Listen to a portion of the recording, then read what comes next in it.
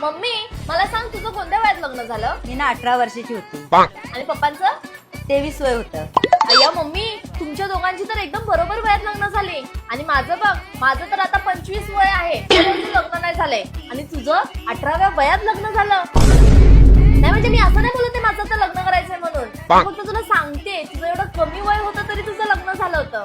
आणि माझं बघ अजून लग्न नाही झालंय, तेच सांगते. लेकिन एक सेकंड. मम्मी हा कोणाचा मुलगा आहे? अगं ती बाजूची पूजा नाही का, तिचा मुलगा. अगं काय बोलतेस? ती तर माझ्यापेक्षा 2 वर्षांनी लहान आहे. आणि तिचा एवढा मोठा मुलगा झाला पण. माझं पण जर इतक्यात लग्न झालं असतं ना तर मला पण 2 मुले होऊन शाळेत पण गेली असती. नाही म्हणजे मी तुला असं नाही बोलते मला लग्न करायचंय, मी फक्त तुला सांगते. हो हो सांगते मी पप्पांना. हा काय ग, कोण आहे?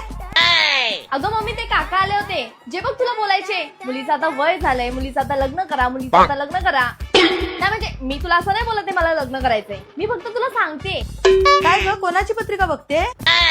अगं मम्मी माझ्या कॉलेजची एक ज्युनियर आहे ना, तिच्या लग्नाची पत्रिका आली आहे. ती तर माझ्यापेक्षा 4 वर्षांनी लहान आहे. आणि बघ तिच्या लग्नाची पत्रिका पण आली. माझं तर आता 25 वय आहे. नाही म्हणजे मी तुला असं नाही बोलते माझं 25 आहे तर मला लग्न करायचंय, मी फक्त तुला सांगते ती माझ्यापेक्षा लहान असून तिचं आता लग्न पण होतंय.